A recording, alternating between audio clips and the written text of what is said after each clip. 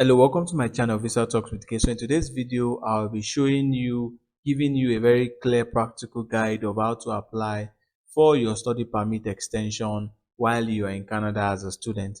I'll be using two series to actually explain this. Two series, same video, but first, the first series will be how you could fill the form. You're seeing it on the screen. And secondly is how to create your profile on the IRCC portal. So let's first begin with the filling of the form. So basically, it's called form IMM 5709E. I can also drop the link in the description so you could see how you could download the form.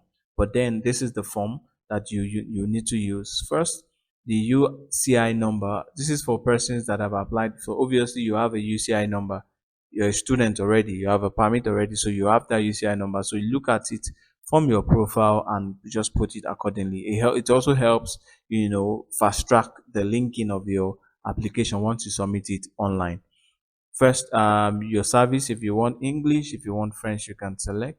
Then for this option, you just select apply for study permit for the first time or extend my study permit. So this, just click on this. Of course, put in your full name and your family name, your given name as it is on the passport. If this applies to you, you say yes, then you can fill this form. But if it doesn't, you just click no and becomes automatically blank.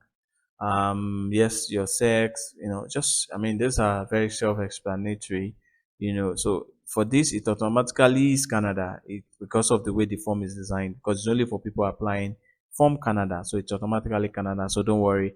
Then there you select your status. Of course, as a student you select it. Then your status as a student is from the day that you were given the permit, the study permit, right? That was the day, not the day you arrived in Canada. The date of your study permit issuance, grants you that status as a student. You mention it, and of course, the date the study permit is expiring, you also quote it. Try as much as possible to apply at least 2 months, 2 to 3 months before the actual expiration of your permit, because it takes time for this permit extension to be granted. Previous residence, if it applies to you, yes. If it doesn't, you say no. Current marital status, if you're single, yes. If you're married, once you select married, all these boxes has to be filled. But if you're single, just click it and proceed. Remember, all this information should not substantially change from your previous application. So remember, you have filled the form before. So if you're married before, you can't automatically become single, except in a very unusual circumstance. Yeah, but then that's the way. Is then your language, you know you just mentioned, you can select varieties of options. Yeah, then if you language which you want to be communicated in, you can put French, English, both, or neither. Then if you put neither, I'm sure this would also be open. Then your passport number, passport, the country of issuance, date of issuance, all these are well written on your travel documents. These points are usually blank, so don't worry about that. If you're being issued a national identity number, you mention, usually the national identity numbers don't expire. It's a unique number, just like your social security number. Yeah, so you can leave this place blank, it doesn't matter. If this applies to you, you click yes. If it doesn't, you click no. Then your current mailing address is very important, because the mailing address is that's the address that IRCC will use to mail the actual in Canada approval letter. They need to mail it as a parcel to you. You can get the notice of approval online, but you cannot use that. It is the physical permit that is being given to you will be mailed to you. So ensure that your current mailing address is same as your residential address, or an address that you can have access to whenever the mail or the parcel is being sent.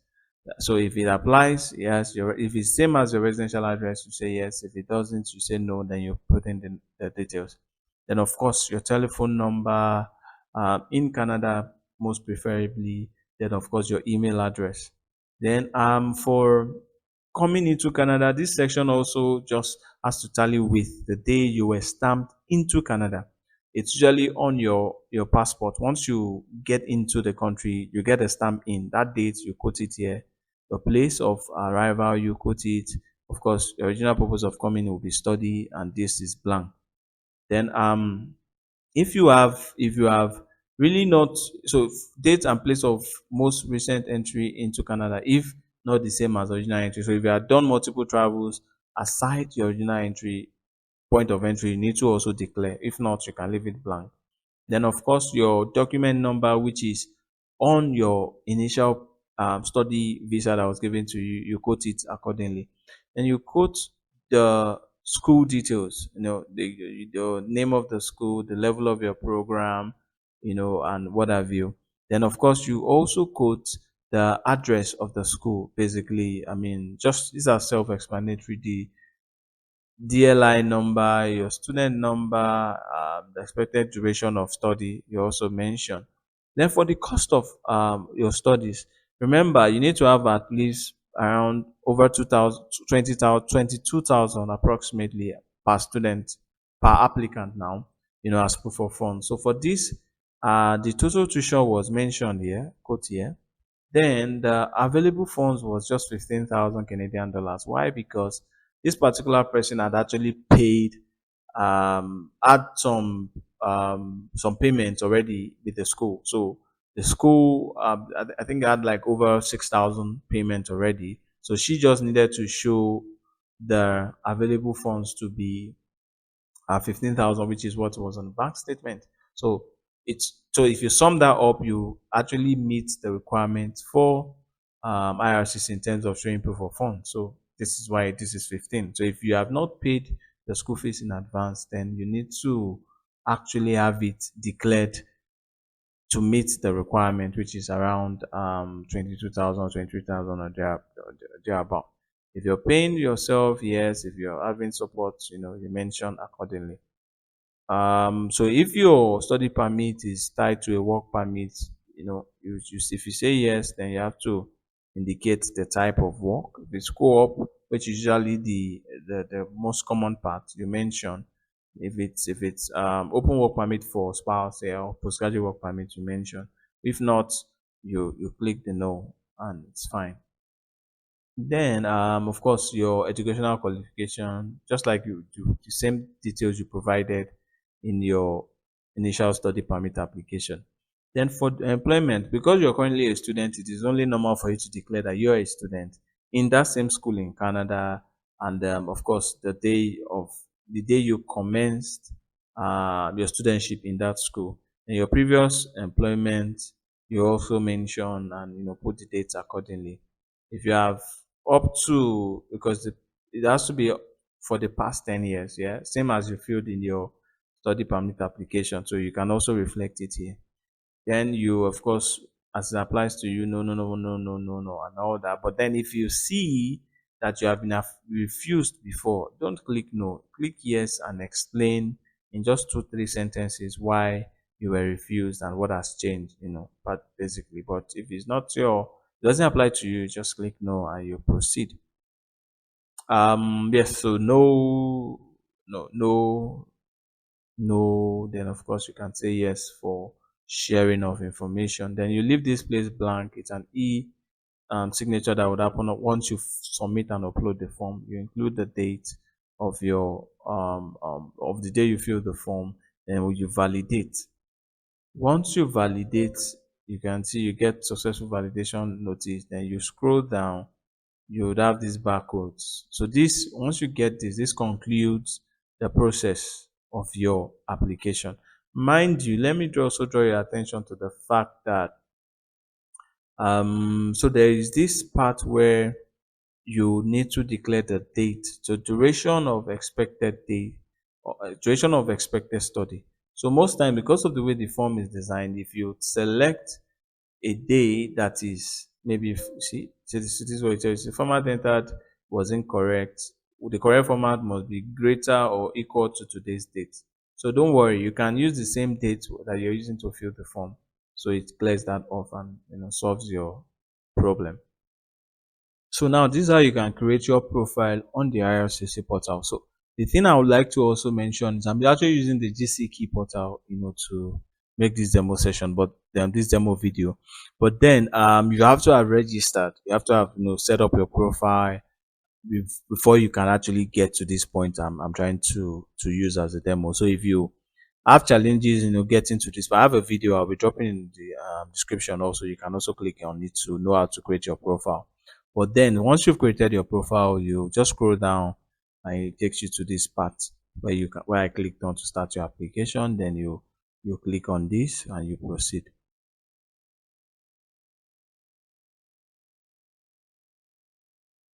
So you just answer the applicable questions, country name on your passport. You can use Nigeria for me. And if you're because you're currently residing in Canada, you have to just select Canada.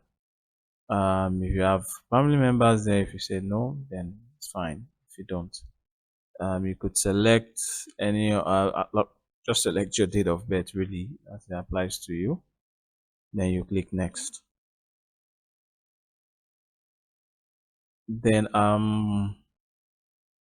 if you don't have, usually in practice you are really exempted from the PAL. I have a document that I'll be sharing with you just now. So you've seen it on the screen to mean the document for PAL exemption. That's a format already that you can use to, use as an exemption rather, once you're applying for your permit.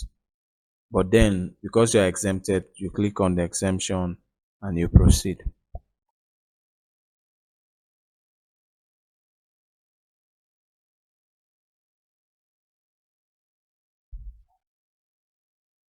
So what's your current immigration status in Canada? Of course, you are a student. Remember, you must have applied before the expiration of your immigration status. Very important. Are you residing in a country? Are you a student residing in a country who's residing in Canada rather? Who is changing your? If you're changing, you said yes, but in most cases, for extension, no. Your marital status. If you're married, single, mention.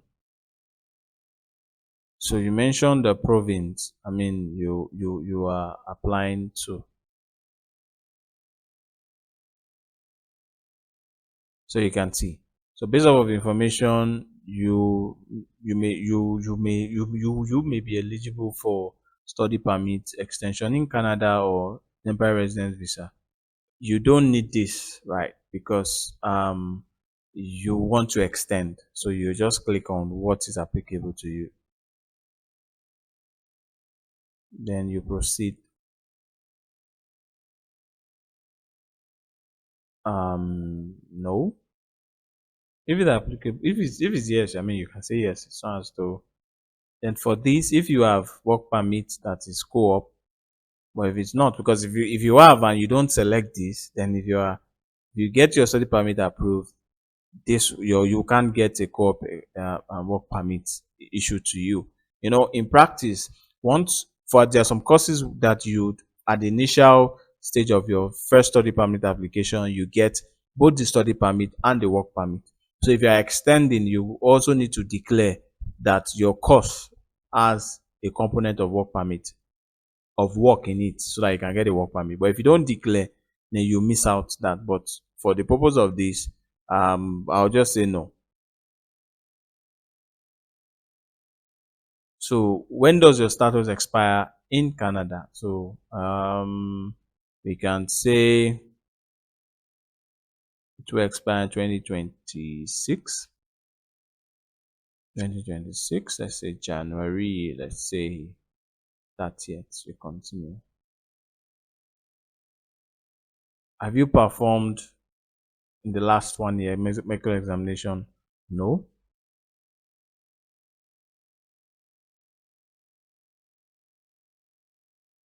So because it's selected no, they needed to be sure if the category of work is not does not fall under this. So no.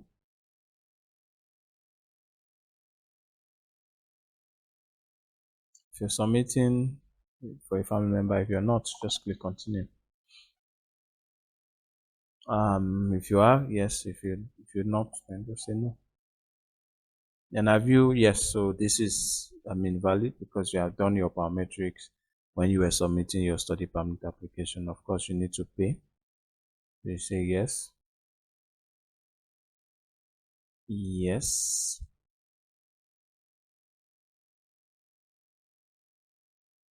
yes.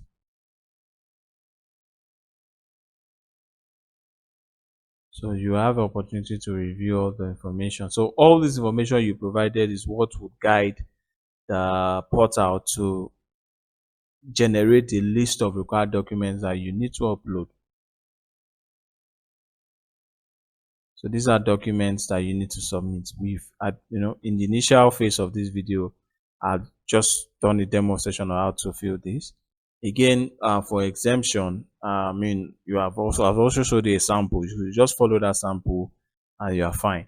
Then for the letter of acceptance or letter of enrollment, ensure that whatever information, whatever letter your school is giving to you has the expected completion date reflected on the letter.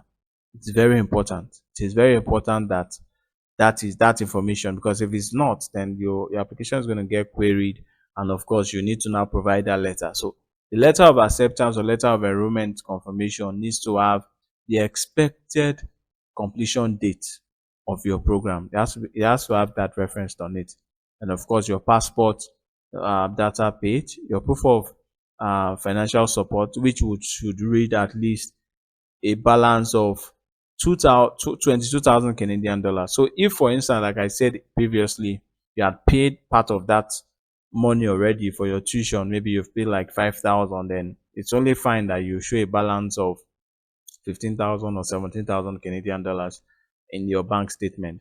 So what you will need to now do is to now provide, alongside the bank statement, you need to attach the evidence of tuition payment, to show that you have and over like you have a balance with the school already. You've paid your tuition in advance. So adding those information or those receipts to the bank statement you're uploading is very important.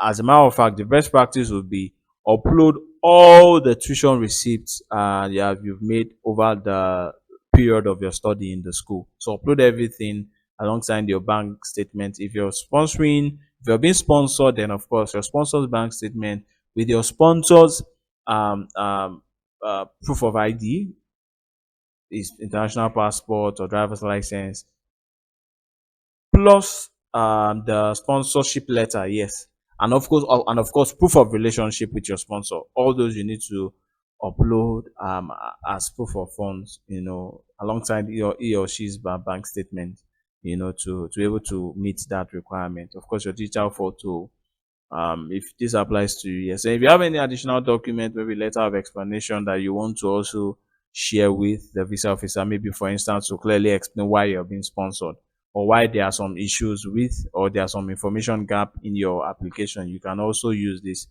to create that and upload. So all these would now form the basis of, so once you've uploaded all these, they form the basis of you proceeding. There will be a button here to proceed to the next stage.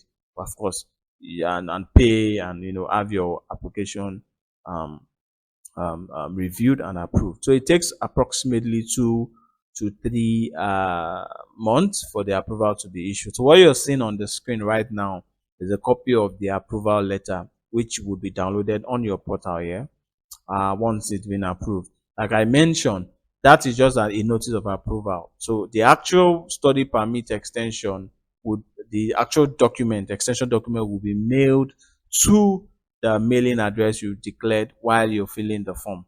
I mentioned it before. So ensure that that tallies, and so that you don't get your application document missing once it's been approved. Thank you very much, guys, for watching. Please like, please share, please also subscribe to my channel if you are new on this channel. Until that next video, bye bye.